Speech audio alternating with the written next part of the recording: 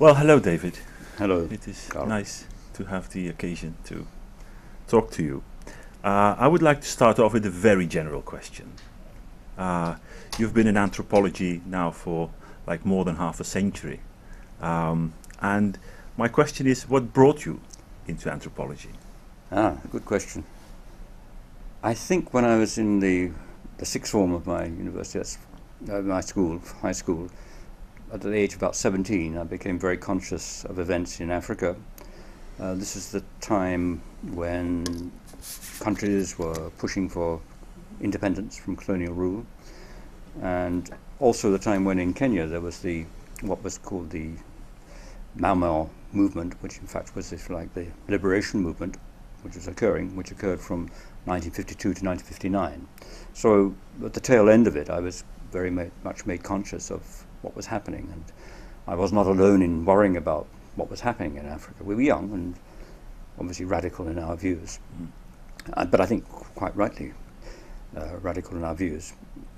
So I became interested in Africa because quite clearly lots were happening. I was encouraged by one or two teachers to think in this way, and the great alternative or option for university was to go to the School of Oriental and African Studies, which offered a degree which also combined study of Swahili and Bantu linguistics with the study of social anthropology, which would be at the LSE. So it was a combined degree, those two subjects, and two colleges, principally ZOAS, but also the LSE.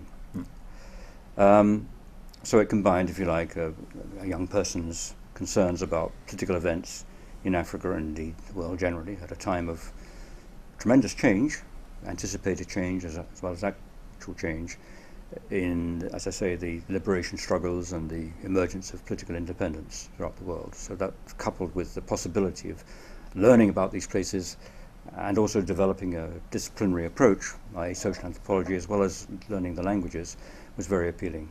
So that was my way into, if you like, the general area of anthropology. I was wondering, what drew you into the language question specifically, given your plenary talk at this conference about the UK end of things not particularly paying attention to the language question in anthropology? How come you got into the language question? Yeah. Well, again, if I can go back to school, I was one of those people who was singled out to study languages, and I studied French, German, and even Spanish as among my so-called A-levels. And then, of course, I studied Swahili at university, and we had some very good teachers and great facilities, and Bush House, the BBC venue for broadcasting, including lots of Swahili speakers from East Africa who lived in London, and I got to know them. We were encouraged to do so, made great friends, and so I was already speaking actually quite fluently Swahili by the end of my degree without ever having been to East Africa. So that was a continuation of an interest in language. And then, of course, when I got into social anthropology proper, I was struck by the fact that I was myself interested in language, but that quite a lot of my colleagues were interested in, as Arnaut says, as a tool for doing field work, whereas it seemed to me that language had it in and of itself was fascinating. And a very dear mentor, friend, Wilfred Whiteley, who was then a professor at ZOAS, had a project in the late 60s on studying language in Kenya as part of a Ford Foundation project, the so-called survey of African languages, and he thought that I might like to join this, which I did. So, fairly early on, therefore, I was institutionally, if you like, drafted into a theoretical look at language not just as a tool for fieldwork, but as something which was integrated within the social process and could be studied as such. Could you perhaps tell us a bit more about this survey?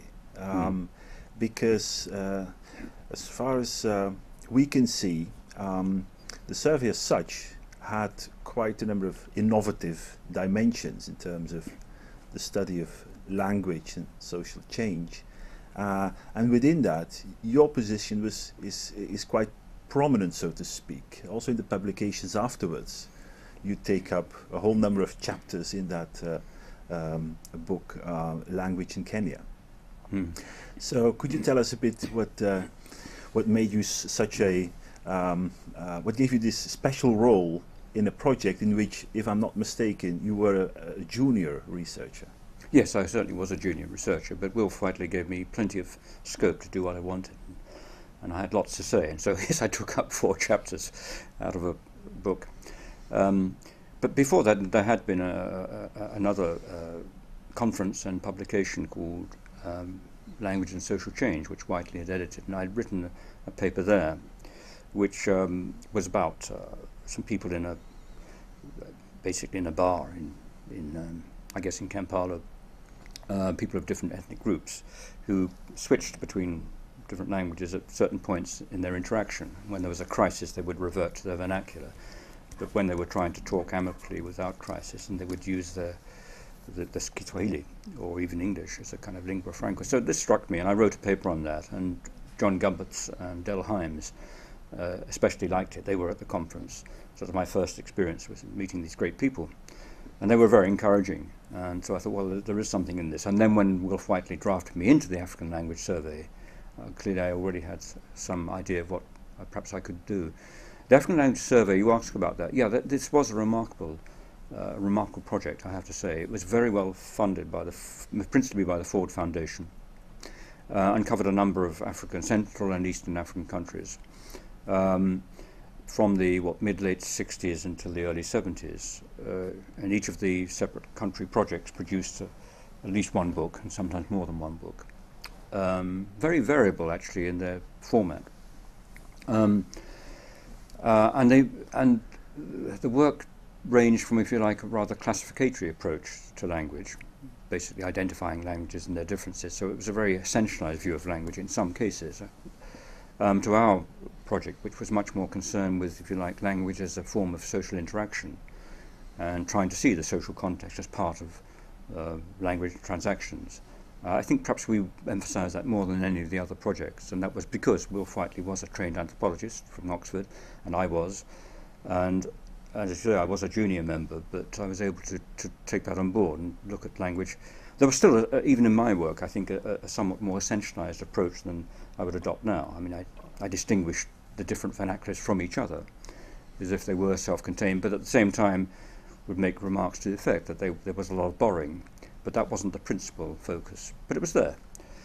So I think that that was our distinctive contribution.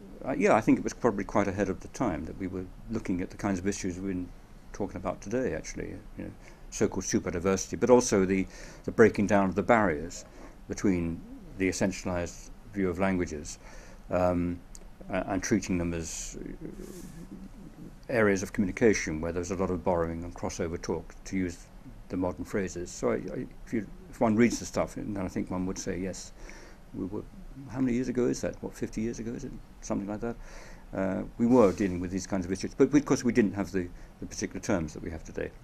We certainly did talk about superdiversity, but we did talk about diversity. It's there. I wanted to just follow up a bit on the research methods that were in this survey. Yeah. And you say that you weren't too comfortable with the essentialisms. But in the volume, one of your chapters, or more than one of your chapters, actually has quite a lot of this stuff in it. Yeah. Numbers of people who speak a certain language, who belong to a certain ethnic group. If you were uncomfortable with it, how did that express itself at the time? Yes, you're quite right. I was juggling, in a sense, with two approaches, one of which was indeed to try and, if you like, count people who claimed to speak one language as against another. These were based on self-reports for the most part, and that was part of if you like, part of that, essentializing dimension.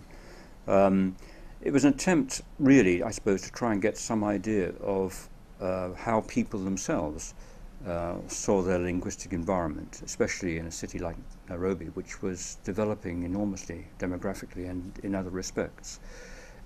Because people would talk about this. I mean, I actually lived on a housing estate in eastern Nairobi, and people would actually talk about language as a recurrent feature, an important feature of their lives, displaying, if you like, a consciousness of the fact that, yes, there was ethnicity, and they were certainly talking these essentialist terms, which, of course, they inherited to some extent from the colonial system of indirect rule and demarcation of ethnic groups. So they would talk. This is very much for them reality. So though we talk about these as being essentialized contours, they would also talk in those terms. So they would say, I'm a Luo speaker, or I'm a Luhya speaker, or Kamba Kikuyu. So it seemed important, therefore, to have some idea of how they themselves saw their linguistic environment. But you're quite right. The reality is, of course, that people were borrowing and using terms. And so in a couple of the other chapters, in that book and also in the preceding book, I tried to show how, in fact, there was this, if you like, transactional element in the way in which we'll talk about that a little in a minute. Okay. But I noticed you made some very small comments of the difficulty of that kind of survey approach. One of them was you talked about the problem in self-report where there are status inequalities. Yeah. So what people say that they speak depends on the status of the code. Would you like to say a little bit more about that? That's absolutely right. I was worried about the whole notion of self-report, and I still am. I mean, I think that it's got to be highly qualified. I'm not against it as a way of getting some idea from large samples of how people see their linguistic environment, as I said earlier. But one has to guard against the fact that we found that people who saw themselves as having high educational and socioeconomic status might stress the use of English much more as being their language than perhaps others. And it was difficult to quantify this because, with a sample of hundreds, you couldn't actually check out every single case. So that is definitely a bias built into it. But again, it's part of reality. I mean, it's part of the way people see themselves. If you have high educational status, even if it is the fact that you speak just as much Swahili as someone of low educational status, you will nevertheless tend to emphasize your command of English as being greater than it really is. Well, not so much command of English, or your use of English as being greater than it is, because after all, it's a social context that shape or perhaps even determine how much of each you speak. Okay. Well, I'm going to stick on this theme about research methodology and an issue that came up in the discussant response to your keynote this morning about language competence of the anthropologist. There's a very interesting paper by someone called Borch-Grovink, 2003, suggesting that anthropologists had some kind of sleight of hand about their actual language competence. And I just wanted to ask you a bit more about that, in as much as you report in one of your chapters about having an assistant. You didn't really say much about what the assistant did, and then you talked about your competence in the Garima version of Swahili, and you said you learnt it. You have a phrase where you say, I learnt this. Yes. So would you like to say a little bit more about this question of language competence? Yeah, no, that's absolutely right. I mean, I did know Swahili fluently. I had no problems with that. I was extremely fluent indeed. But I didn't know the other vernaculars after I'd come straight up from London. So I didn't know the main vernaculars, Luo, Luhya, Kamba, Kikuyu. However, I had got some knowledge of Luo from my earlier fieldwork in Kampala. I could hold a conversation, if you like, a halting conversation. And while I was there, it seemed worthwhile to try and focus on Luo. And so I did actually learn much more, rather more systematically. So I could use Swahili and Doluo. Swahili, as I say, fluently, Doluo never fully fluently, but enough to get by and to talk to people. And it would flow quite freely at times. But I never learned Luhya, Kikuyu, or Kamba, to be honest. I decided that it was good to have a kind of a Luo-centric view of the situation in Nairobi while taking account of other people's language use. Now, the use of assistants, actually in the case of Luo, this is really, I mean, I didn't use them exclusively for this sampling, but these were Luo, when we're talking about sampling Luo respondents. These would be people whom I knew very well, and the purpose in using them was really to cover the large number of households that were involved in the survey. But this was alongside my actual knowing intimately much smaller number of households and people.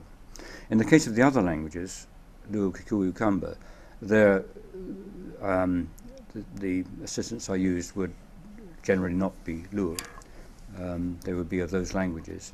And I didn't have the same, should we say, close rapport, because I didn't speak any of those languages. Well, I was thinking about the bit which we move on now to the transactional research you did, not the survey, the transactional bit, where you do talk about, for younger people watching this interview, the days when you didn't have digital recorders. Yeah. And you describe being in social places and overhearing conversations, and then straight afterwards going and and the assistant writing them down. That's right, yes. Can you explain how you did that? Yeah, well, yes, and I mean, that's absolutely right. I mean, because it is much better to be able to record them so that you can actually go back and listen to them.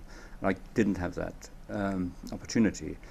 But I think all field workers, anthropological field workers, develop this ability to remember, if not verbatim, sometimes verbatim, whole conversations. And what I used to do was to listen to people and write these conversations down as soon as I could, as you say. Fairly openly, no one objected to this, so I didn't have to run off to some corner anywhere. I just had to do it rather quickly. And so that became the basis of the data. Now, yes, you could say that it's flawed insofar as it really ought to be the full recording. But, you know, it's not always, one that doesn't always have the conditions or the opportunities to do that.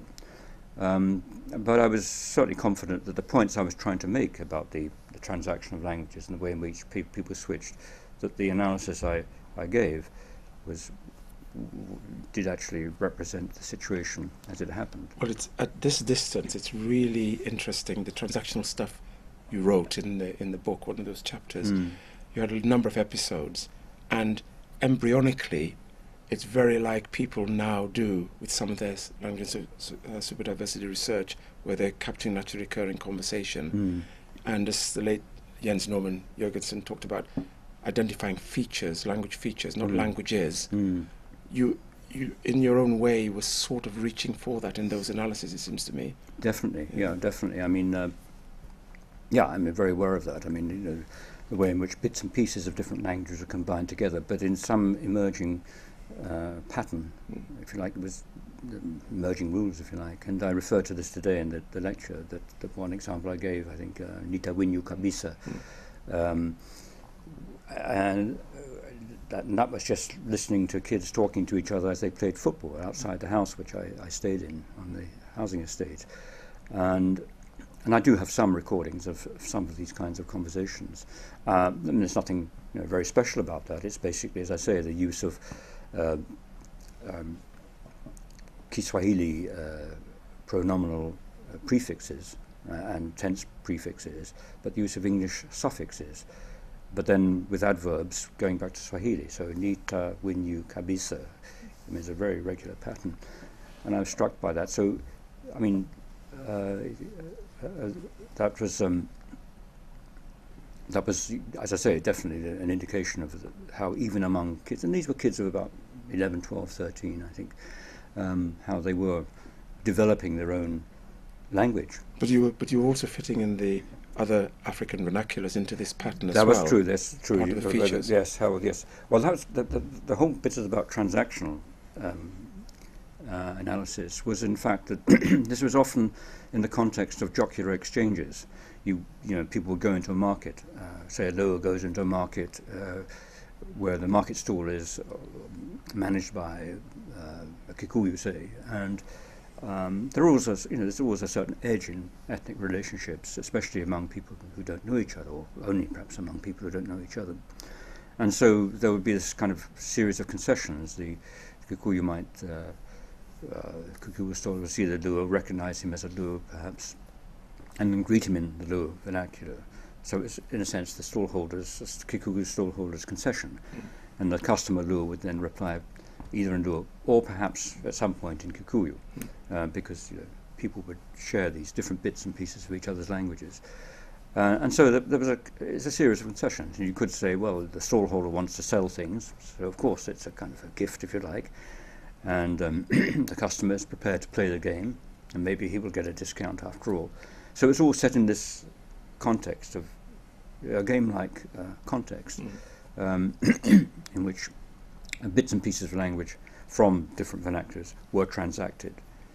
Well, I think just the last thing I want to say at this stage is I was very struck by your use of the term jocularity, because and you said tension in interethnic relationships, and I think it's really very important. And for example, in work of Ben Rampton in the contemporary time, Language and Superdiversity, that potential for people of different ethnicities who are mixing together, sometimes under conditions of ethnic tension, to actually do language playfully is an important element. So I was really struck by your pinpointing that in your research all that time ago. Yeah. How important do you think this question of playfulness is in the whole Well, I issue? think you're absolutely. I think it goes. I mean, ethnic relations. I mean, in Africa, for instance, were traditionally often placed in a framework of what are called joking relationships. That there were certain. There was even Swahili terms for this, and indigenous terms, where there are certain ethnic groups with whom you would have a playful relationship. Others where you'd have perhaps more of a less playful relationship, should we say, even an avoidance relationship. But of course, in the modern context, it wasn't quite like that. But nevertheless, this idea of jocularity, overcoming ethnic tensions, I think it's a perennial problem. And if it's the case that Ben has found the same sort of thing in London, then it would suggest that it is an immediately accessible resource. This idea of knowing one or two bits of other people's languages and using them. And we get this all over the world. I mean, if you go to if you go to another country, even a country like say Hong Kong. I mean, I don't know Chinese, but if I can pick up one or two words of Chinese and use them, the stallholder in the market may laugh and smile and know full well that I don't speak the language. But nevertheless, it's a concession I'm making, and it breaks the ice. There's no tension in the first place, perhaps, which is unlike the situation we wanted to talk about. But it's an illustration of how we can overcome barriers through the use of language, which is, after all, a free resource. That's the amazing thing about language. Anyone can use anyone's language, well, within limits, I suppose, and can use it to that effect. So I would go so far as to say it's bound to be at some point a universal feature. Perhaps following up on that and coming a bit, let's say, nearer to the present. You moved on in the 1980s, 90s. You ventured into a whole number of terrains, I would say, of anthropological research. Certainly the interest in language very much stayed with you. We can come back to that in a minute. But first of all, picking up on the idea of features. In your work on performance, which I think is very innovative as well, I'm particularly thinking of this contribution to the edited volume of edited by De Coppe. I don't know how to pronounce it, but there you are actually trying to see what I now would say is like the diversity going on in a ritual setting. How does that? What was your purpose? Let's say, how did that speak to the existing approaches to ritual that you were seeing around you? Well, I suppose I thought, well, rituals had been treated very much in terms of the way in which people talked about them, the use of prayer, for instance, which I later came to want to study, and also, if you like, the invocations. So there was always, if you like, a verbal element in the analysis of rituals, as well as a general performative element. But I wanted to try and tease out the possibility theoretically of thinking of rituals without words. To what extent could ritual be seen as purely performative in the sense of physical action? It was really an idea taken from the notion of rite de passage. I mean, rite de passage, after all, the idea of passage, of moving through, presupposes a physical movement. And I was at the time very interested in spatial movement, I still am, and the extent to which rituals depend fundamentally not on words, but actually on physical movement. I think I still hold to that. It is the case, I suppose, that most rituals are accompanied by some kind of verbal dimension. People do speak, as it were, with each other or to the spirits or whatever happens to be the context. But there are plenty of rituals which don't need words. And you could argue that ritualistic action, by virtue of the fact that it is not only performative but based on repetitive steps and movements and spatial occupation, that it doesn't need words. That ritual can be conducted without words. And it was also a riposte to, perhaps unfairly, I don't know, a riposte to Lévi-Strauss's privileging of words over ritual. Actually, I probably would privilege words over ritual myself, but I just wanted to tease that one out. So that one article stands alone in saying that language is not so important in one sphere of life, which is that of ritual. In other work of that same period, as I said, the language very much was very prominent. This important article in the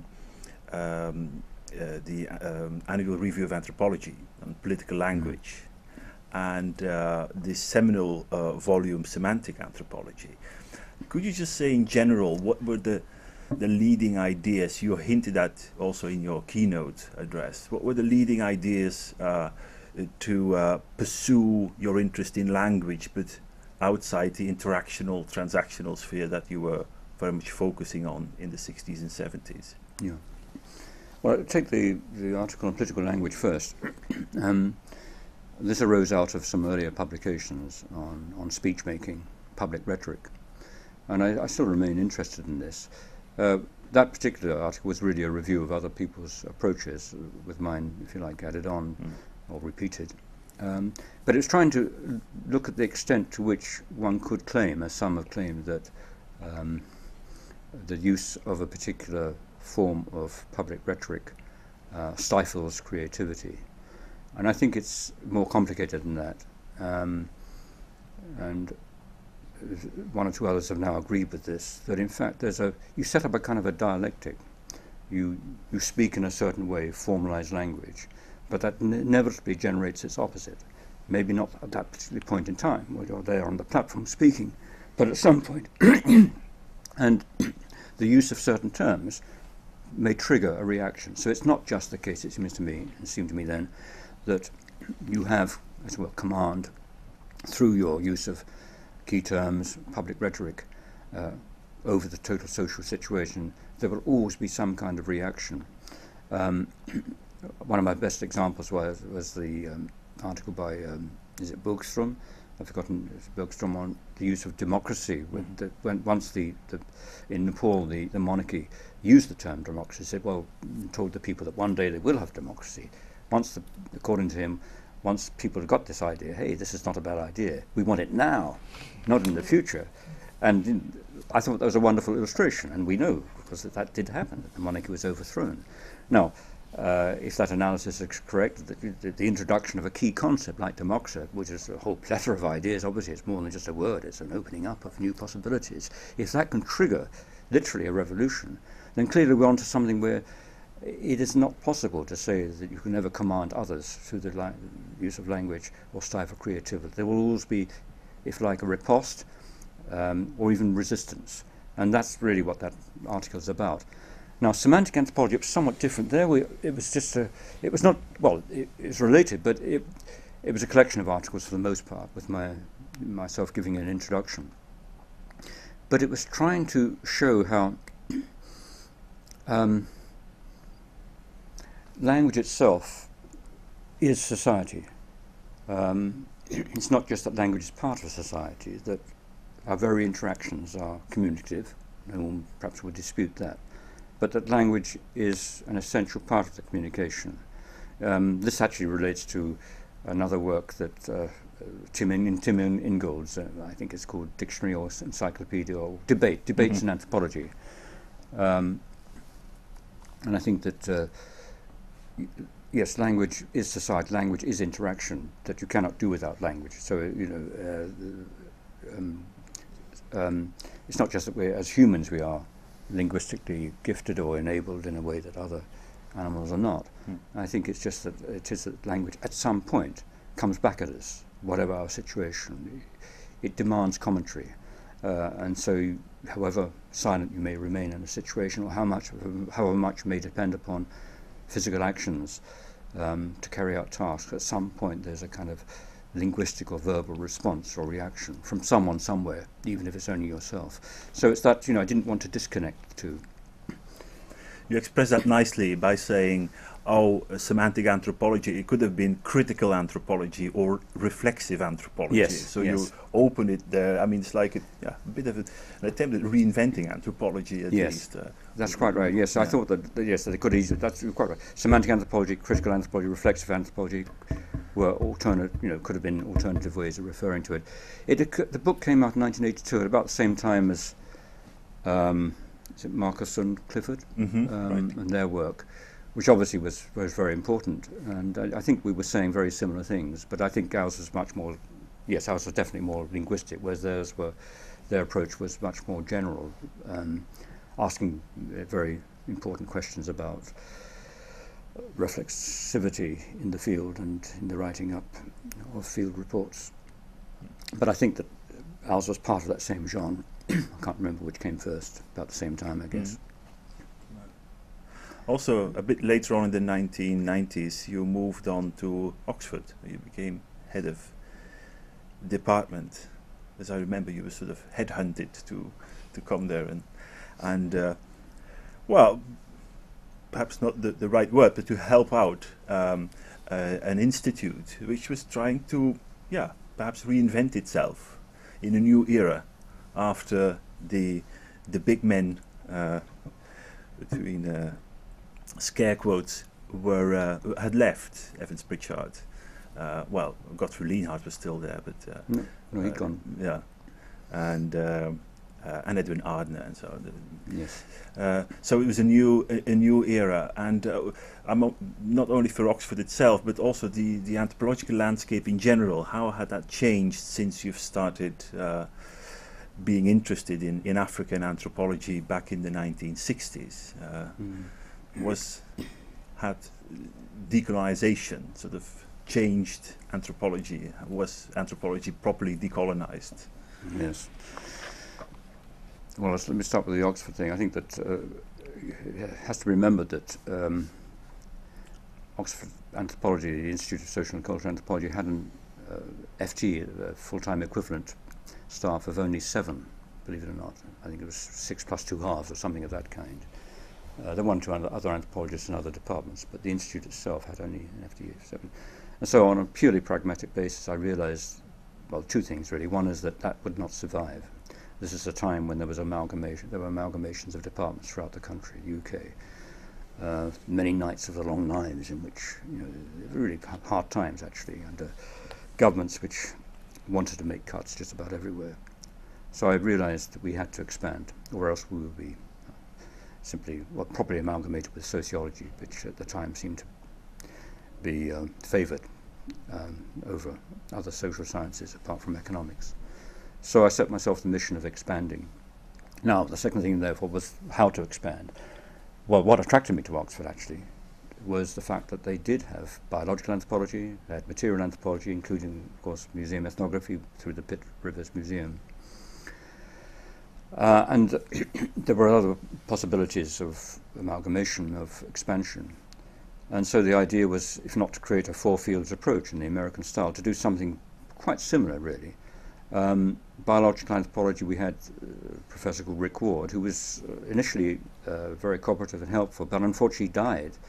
And so we were rather left and stranded. And anyway, he'd moved biological anthropology into zoology, which might not have been a problem, but one never knows quite whether we could have retained our hold over the subject.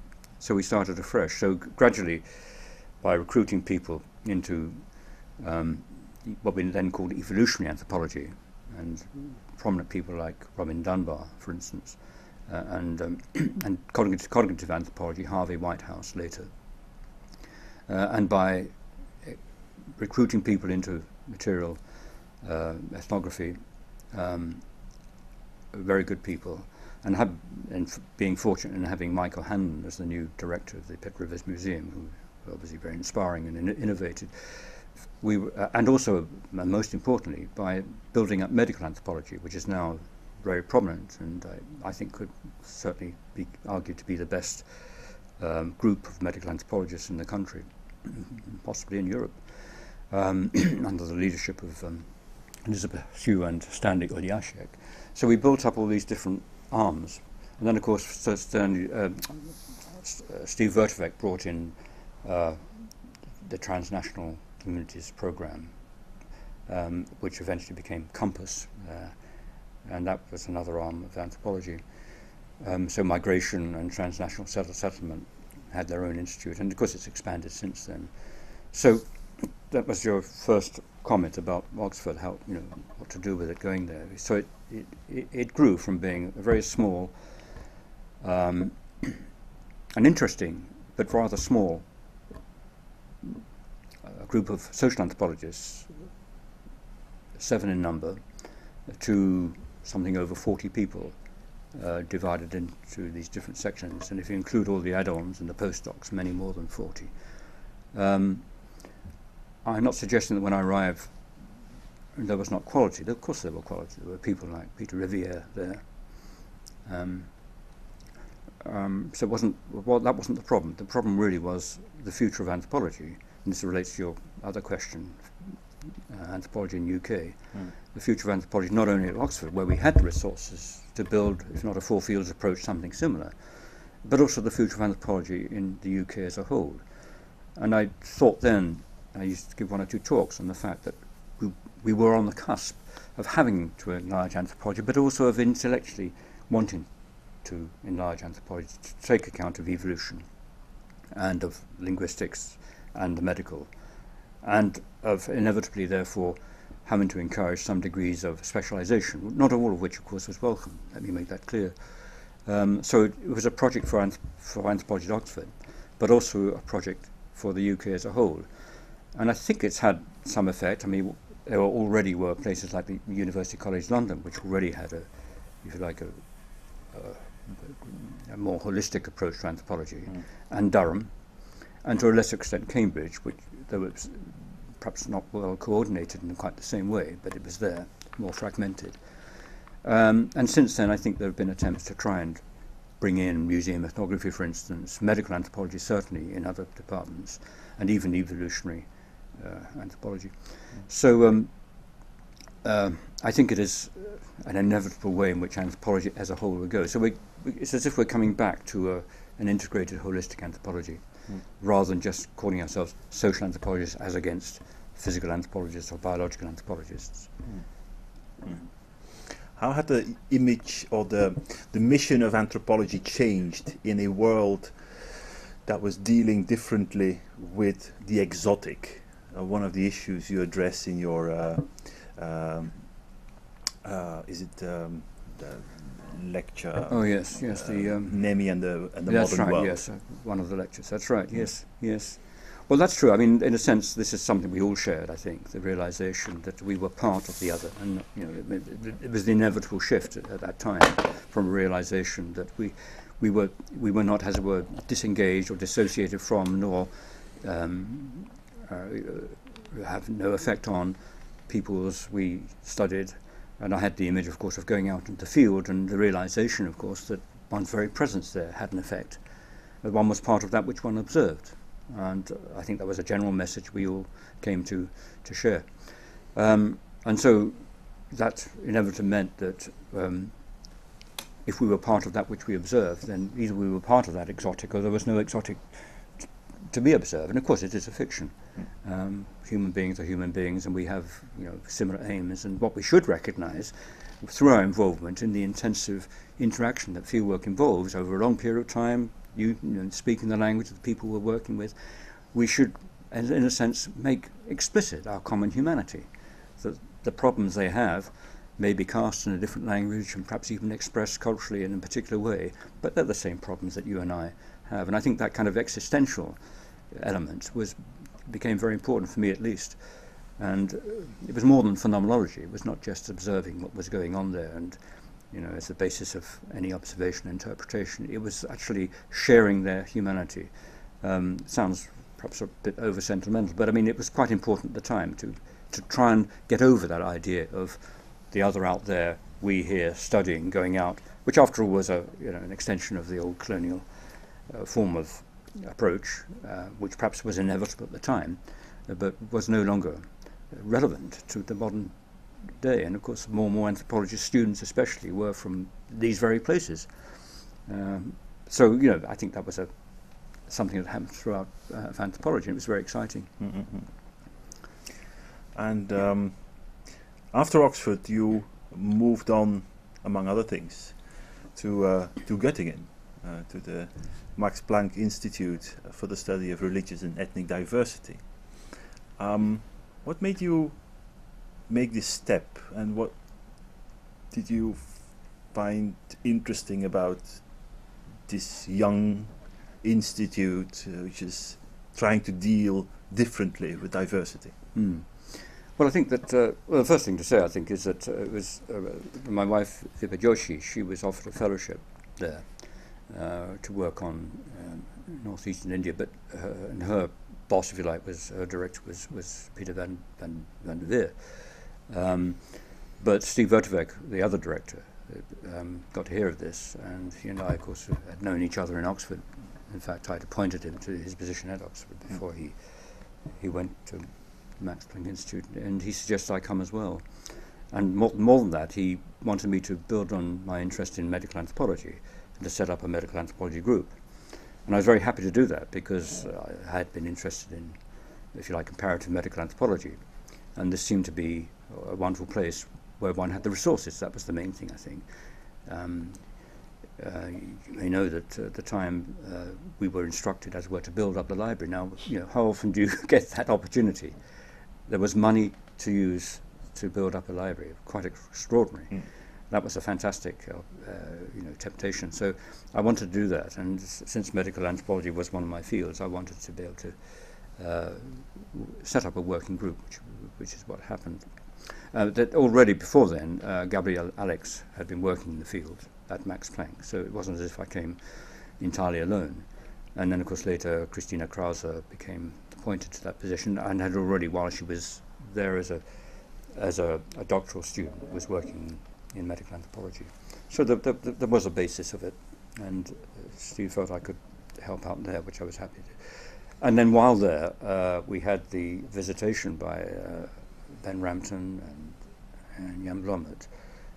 I think within a few weeks of my having arrived, they gave a very interesting, almost like an applied linguistics course, or a course in how knowledge of language can be useful to you when you do fieldwork, to the various people at Max Planck. It was a brilliant idea on the part of Steve to invite these people. And they were very good, I have to say, inspiring. We had lots of jousting. And I think it was 2 or maybe 3 days. We didn't always agree, but at the end I did feel I'd learned a lot, actually, about the importance of certain approaches they were adopting. They adopted at the time a Goffmanesque approach. I'd always been slightly concerned about Goffman because it seemed to me that it was too unethnographic. It shows how traditional I was. Lots of ideas, but where's the substance? Where's the real material? But they demonstrated the use of his concepts with actual material, with tapes and examples.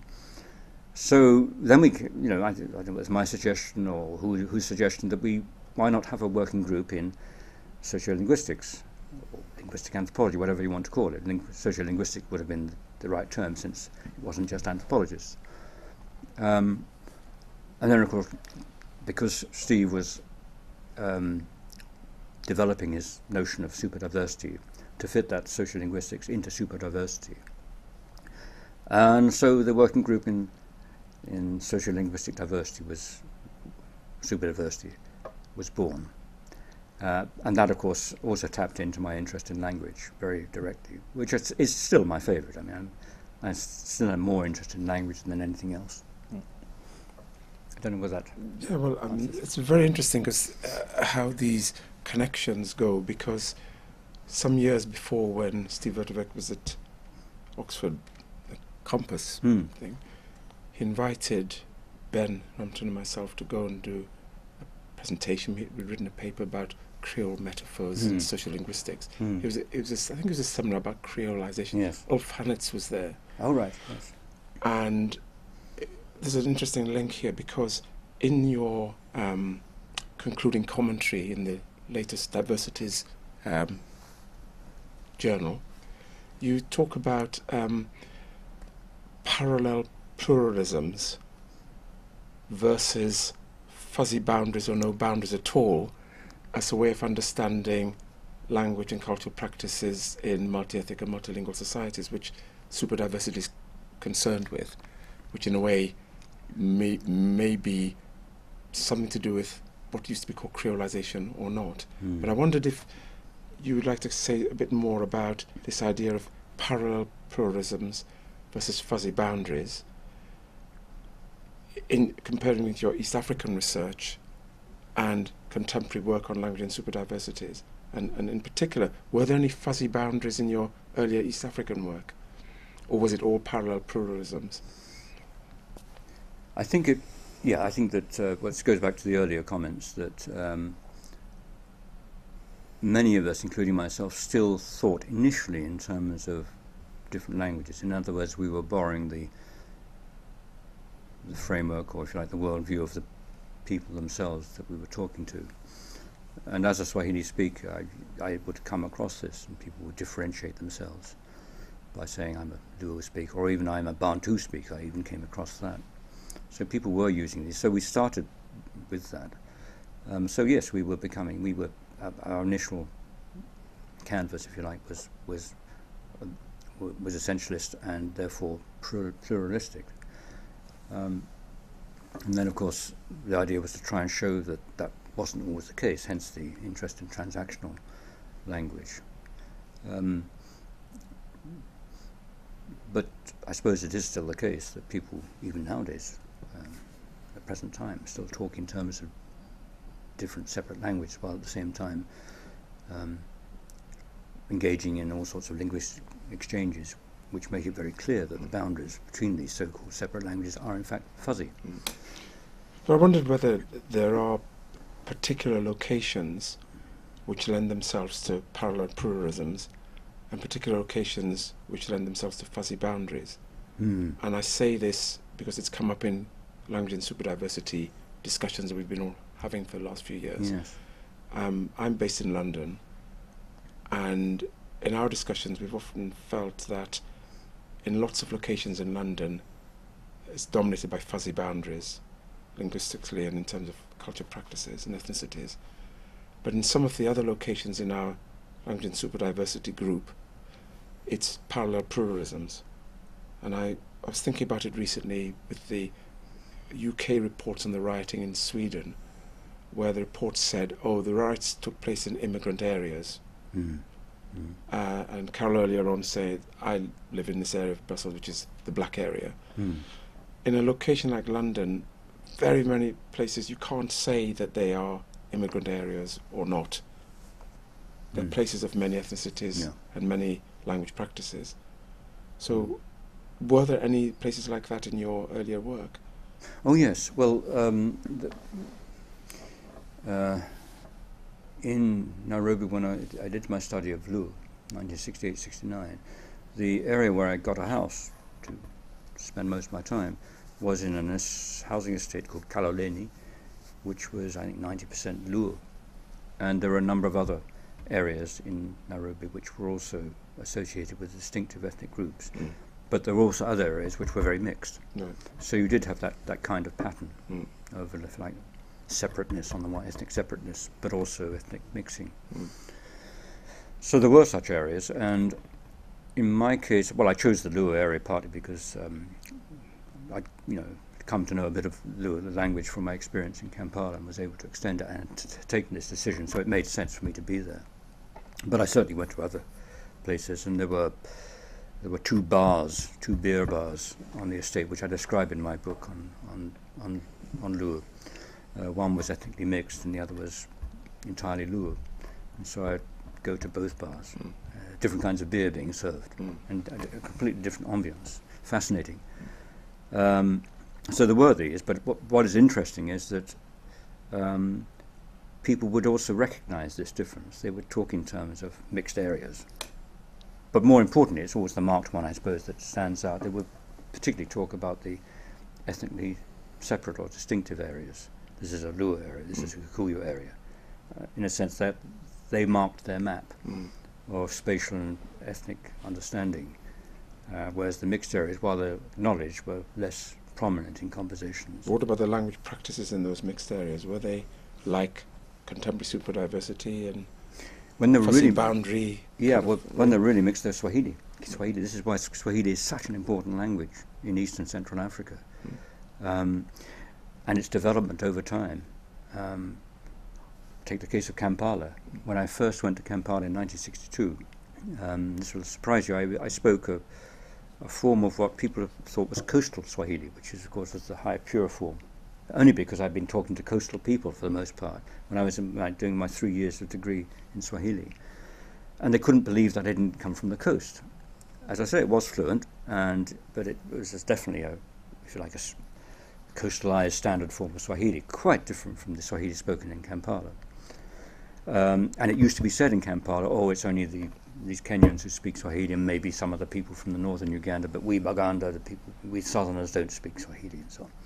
But that's completely changed now, as you know.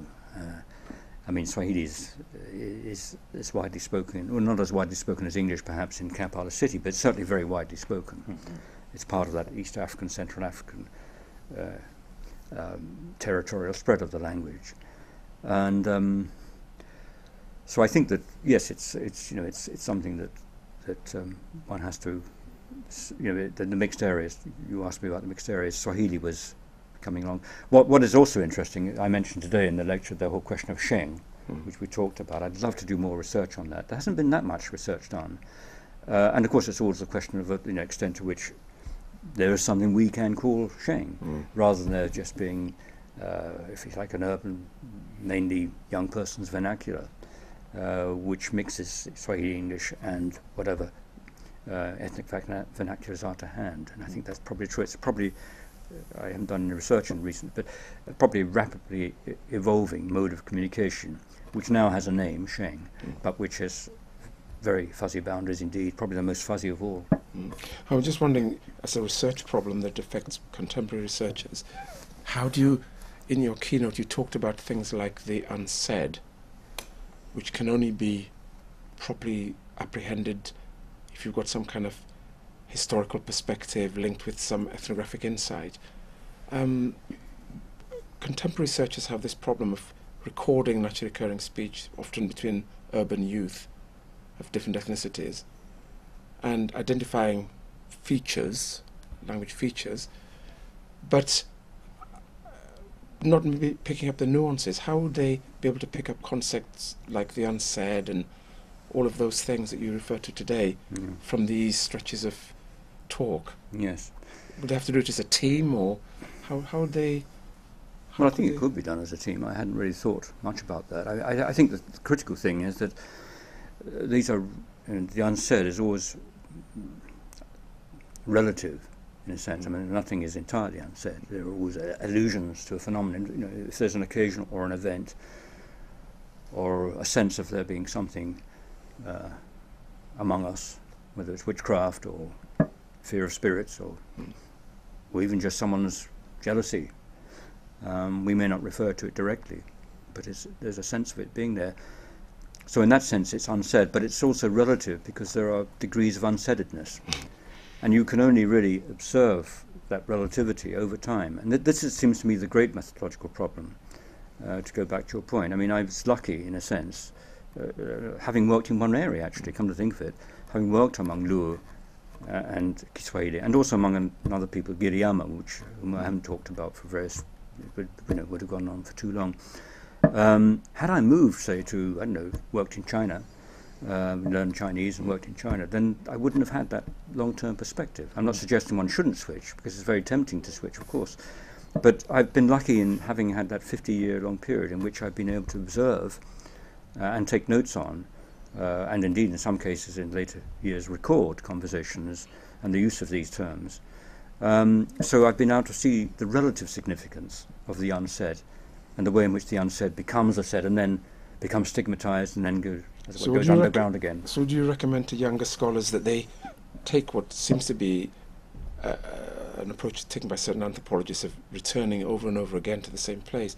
Would you recommend it to younger scholars in language and superdiversity to have that historical sense and try and go back over time to get that historical...